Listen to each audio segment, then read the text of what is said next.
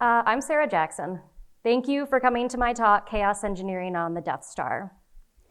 This talk covers a topic that may require some prerequisite knowledge, so let's get some things straight. The Galactic Empire is bad. The Rebel Alliance is good. And the first Death Star was destroyed as a result of poor planning, poor execution, and hubris. Hubris to assume that nothing would go wrong and everything would go according to plan. The internet sees hubris and laughs. Things will go wrong, and we should prepare for it. Chaos engineering is a tool we can use to prepare for the unexpected. It can help prevent incidents, improve user experience, and increase team confidence. And so much more. So what is chaos engineering? Chaos engineering itself is a bit of a misnomer. If you've heard of Netflix's tool Chaos Monkey, you might imagine a monkey wildly disrupting the system, shooting off blasters with the aim of a stormtrooper. However, chaos engineering is a technique more similar to the scientific method. It's strategic and planned. So let's see how each of the steps of the scientific method play out in chaos engineering. Observability is key. We need to know how the system acts normally to compare how it responds under an experiment. So step 0 should be ensuring you have sufficient observability in the area of the application you'd like to test. We'll then form a hypothesis to base our experiment on. Like, my application can withstand a few servers going offline, or my application will fail gracefully from an unexpected HTTP response. Experimental failures can then be injected into a production environment, the outcomes of which will help prove or disprove our thesis. By analyzing the logs and metrics recorded during the experiment and comparing them with a baseline, we can learn exactly how our system will react in the scenario. If our hypothesis was false and the system was degraded or taken offline when a few servers are also offline, then we can make a plan to implement improvements to our system's resiliency. This is a proactive approach to fault tolerance. Now, chaos engineering is traditionally within the domain of infrastructure and DevOps, and this is a Ruby talk. There is a growing interest in running chaos engineering experiments at the application layer. Focusing on the Ruby application tightens the feedback loop for us developers and lets us think about improvements we can make for our users when infrastructure is not working. Things like servers being unavailable and corrupt HTTP responses still result in application layer errors. So if we're injecting bad input or responses, isn't that just testing with extra steps? Close, but not quite. You see, a key difference is that the experiments run on production. Yes, that's right, folks, we're doing it live. Even the best pre-production environment doesn't replicate reality perfectly. I've seen many clients in the past wish for a way to test against the chaos that occurs in production, usually with a focus on user-provided data. User-provided data can be a minefield of the unexpected. Also, your infrastructure scale will be different. Think the number of servers, workers, threads, dynos, shards, replicas, etc. Third-party service availability is going to be different. Your genuine interactions are going to look different. The roles and permissions in your production environment tend to be more secure. And I don't know about you, but user traffic patterns on my staging environment are very different from production. The benefit of using production is having a true picture of what our user sees as a result of our experiments. So, a disclaimer. This talk is designed as an introduction. and I avoided real experiment implementation because, unsurprisingly, chaos engineering can cause real damage. It should not be undertaken carelessly, and it's perfectly fine to start your journey with a pre-production environment, especially depending on your application's risk tolerance. That said, there is so much value in being able to compare the steady-state real-world metrics to the metrics of the production environment under an experiment. Tests alone will tell you that X will happen when Y, but these experiments could tell you that X happens regularly in the steady state. An increase or decrease during an experiment will give you so much more information. Additionally, a test suite must be thorough and well-designed on its own to provide the highest level of confidence. But the world in which every application is backed by a thorough, well-tested environment suite might be in a galaxy far, far away. Meet Maia, a web developer managing the Death Star's public relations site.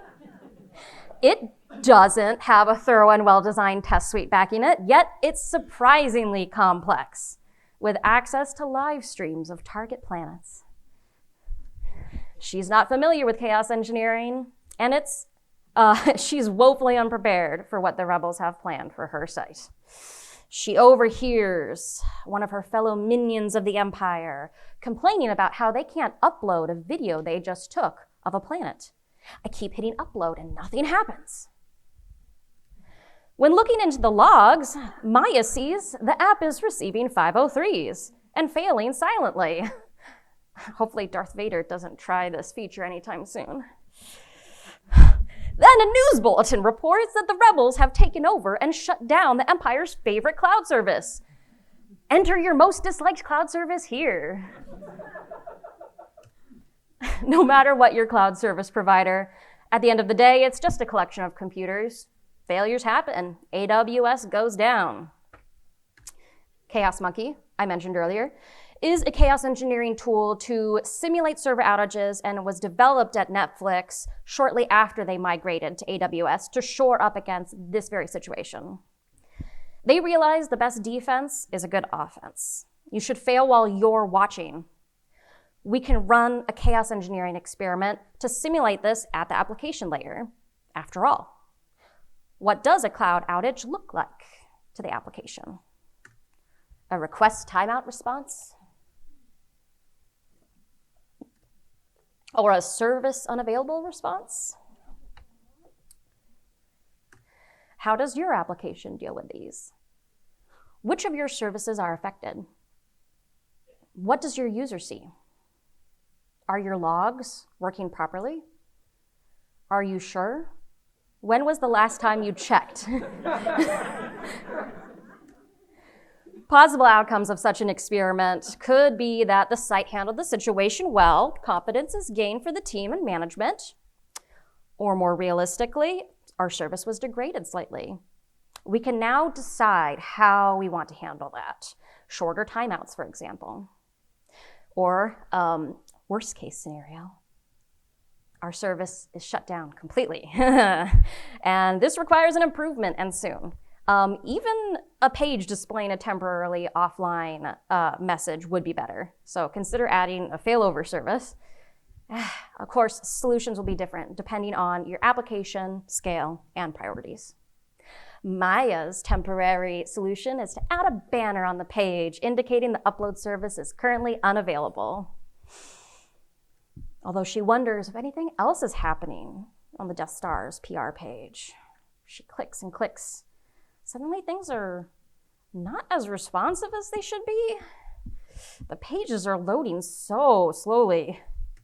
And then all she sees is a white screen. A glance at her Datadog dashboard, #notsponsored, tells her traffic has spiked. And what's this? All the IP addresses are originating on Hoth. It must be the rebels. High latency can be an issue caused by a number of things. In this case, increased traffic slowing down the site. Even if an application isn't a target for a DDoS attack like this, that doesn't mean it's safe from the friendly internet hug of death. That's when a site is shared to social media and goes viral. Suddenly, the entire internet seems to be on the site and takes it down like a T-47's tow cable taking down an AT-AT.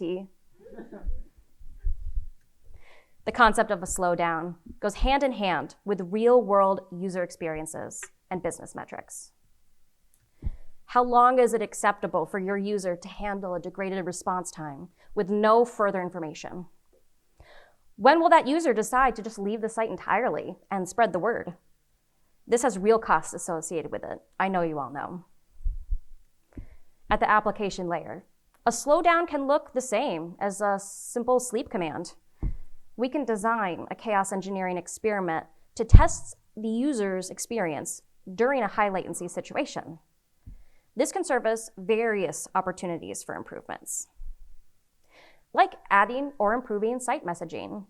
A shorter timeout and a message that says, hey, we're still loading, is really important for your users to know that it's not them or their internet. The site is still thinking. You could also add a loading icon or a progress bar, or hey, consider adding turbo to the app's front end to lazily load some frames while things are going on in the background. So I mentioned earlier, solutions will be different depending on your situation.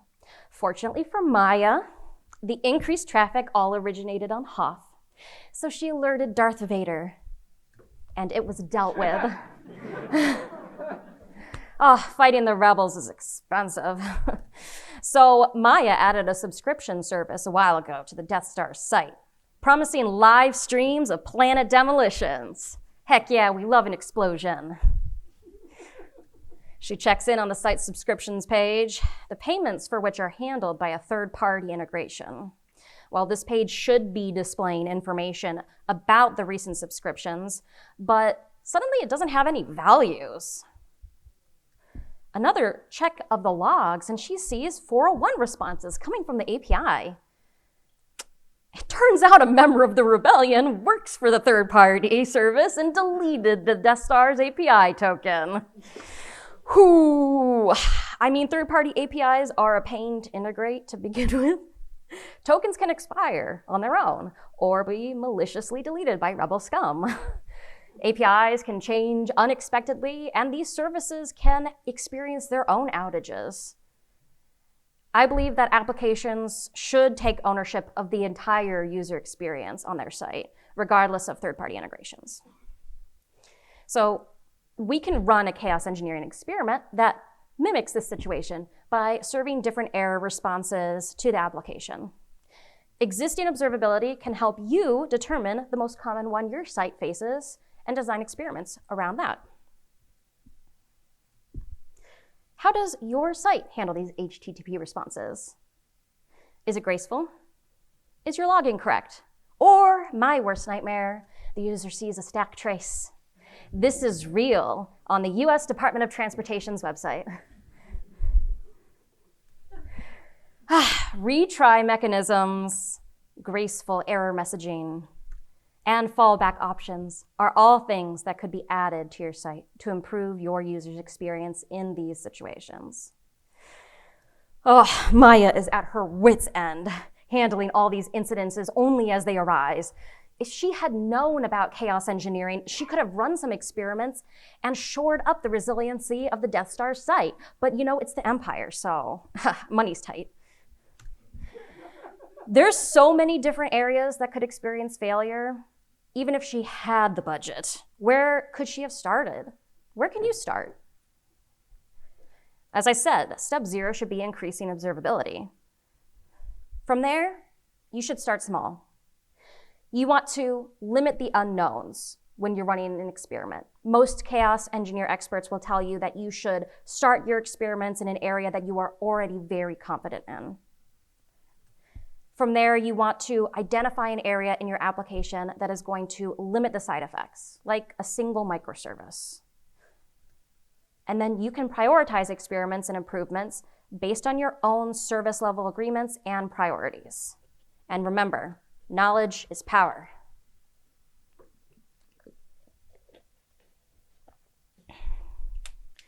So how do I get my team to care? You're all here listening to the whys, they're not. Well, experiments and their outcomes can provide a lot of value to the developers on your team. Chaos engineering can help build a higher level of confidence for everyone. We all want to be able to trust the code we write, and these experiments can test our theories around the unexpected. And then there's data. Who doesn't love data? Wrong talk, sorry. So this data can help when trying to lobby for tech investment. It's easier for a director to agree to choosing a tech investment sprint over feature work when you can point at the experiment's data and the costly user impact should these improvements not be made. Plus, it's cool to call yourself an agent of chaos. Well, how do I get my manager, director, CTO on board? Well, this doesn't have to be an all-in sell, and it shouldn't be. As I've mentioned, chaos engineering is best practiced carefully and incrementally. Like getting buy-in for anything, it's important to bring aspects that align with the priorities and values of your audience. So when you're speaking with a business leader, you can share details about how this practice will provide a better customer experience and increase your site's reputation. It will result in less downtime, thus fewer lost customer interactions, click-throughs, or sales. For engineering leaders, you can take a different tack and bring up how this can improve the resiliency of your app. And it can reduce the stress around launches or busy seasons. This can improve the team's confidence in the system and the work that they're doing, and improve nearly every aspect of managing tech investment, from determining areas to work on, prioritizing timing, and having data-backed evidence to get upper management on board. For the Galactic Empire, some selling points could be thermal exhaust ports are shored up, schematics are stored more securely, and the site does not go down ever. I encourage you to seek tools and methods of experimentation that will allow you and your team to see the benefits of application layer chaos engineering. Improving your application's resilience, your user's experience, and your team's confidence are worth the experiment. Here are some tools to get you started. FluShot is a chaos testing tool for Ruby applications. It can inject unusual and unexpected behaviors into your system, like we've been talking about. It can add extra latency to your network requests. It can simulate infinite loops, and it can raise exceptions. Chaos RB is another chaos testing tool for Ruby applications. It supports simulating issues like increased CPU usage, raised exceptions, long I/O wait, and increased memory usage. Chaos Orca is an original chaos engineering system for Docker. It provides monitoring and injections that are done exclusively from an app's Docker host, so it's language agnostic.